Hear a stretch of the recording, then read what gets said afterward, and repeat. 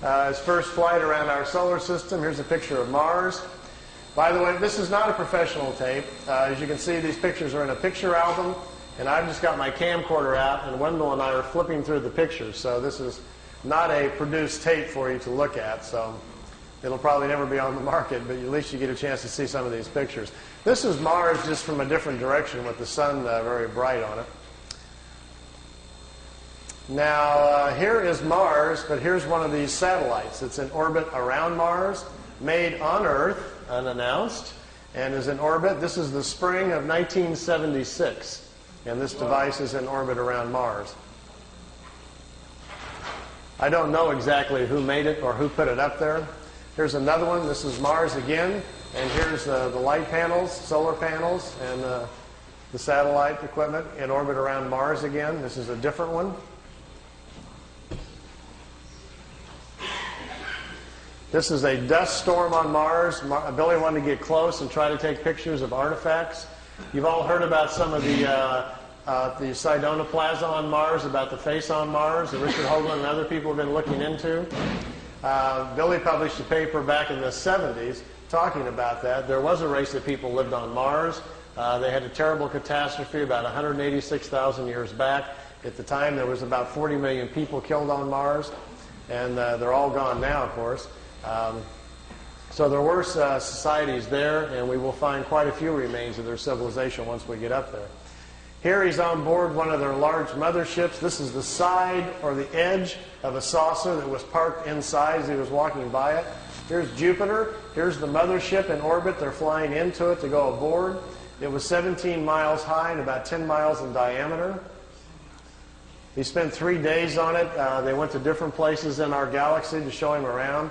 This was the craft that was right in front of him as they were flying into it. He took a picture of that one. Here, again, is back at Mars. These aren't in any particular order. Here's another object in orbit around Mars, and look, here's an American flag on it. So there's a couple of things that they put up there that the military's put up that we don't know about. This is a picture of Billy in a suit. He's on a prehistoric planet to see the dinosaurs. He's got a breathing apparatus on.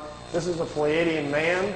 And they've stepped outside of the ship so he can see the animal life on this prehistoric world.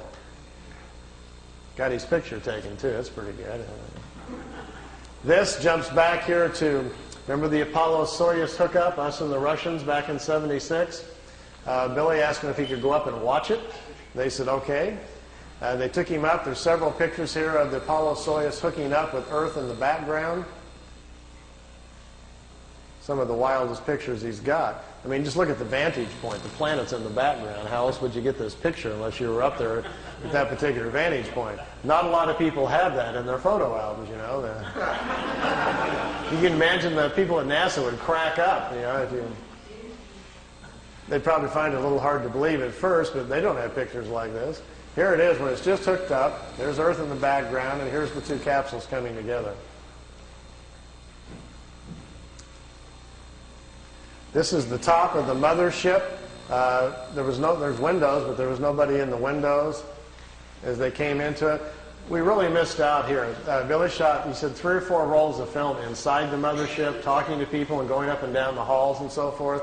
He lost all of the pictures. They were all stolen from him. We've only got 2 or 3 of them left, and they're really practically nothing. This is a prehistoric Earth. They're back in time. That's Earth in the background. That's a moon in front of Earth, and he's looking over the surface of another moon. At that point, they told him there were 2 moons in orbit around planet Earth. We think we're about 60 million years back. Here's another picture over the surface. Neither one of those moons is currently the moon that's in orbit now. The moon that's in our orbit now, they say, has only been there around 5 million years. Look at this one. This is another piece of equipment in orbit around Mars, and it's huge. It's like a space station. And it's in orbit around the planet. It's also from Earth. We haven't heard anything about that, have we? Here's the dinosaur pictures. Billy's back inside the ship, and there's a viewing screen in the craft, and he says he's taking these pictures. Here's our first dino. He's got kind of gold-brown skin, got large hind legs, short forelegs, and a head that looks kind of amphibian, like a vegetarian type. Here's the second one. There's a bird here apparently dropping some food or something. Is that Charles? Charles dropped his food. This one's pretty hard to see. Here's the head of some sort of creature crashing through some bushes here. It's hard to tell. I know it's probably hard to see these anyway from back there, but just the idea that someone could actually go back in time just really gets my brain going. There's a bird. There's his eyes, some pretty nasty looking teeth. And the last picture after this one is the strangest of all. It's a plant that has an insect head. Billy calls it a plantem. They were trying to explain to him how the evolution of different life forms goes. How, for instance, here's a plant life when the plants are the food kingdom of the world. When the plants evolve to a certain level of evolution, then these lower order forms, here's a small head, and this head is part of that plant.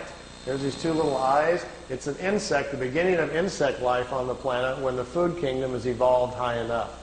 There are 7 different stages, they say, of spiritual energies or creational energies on a planet that create the many different kinds of life forms. There's a transition from one kind to the next. Ours is the 7th or the last one.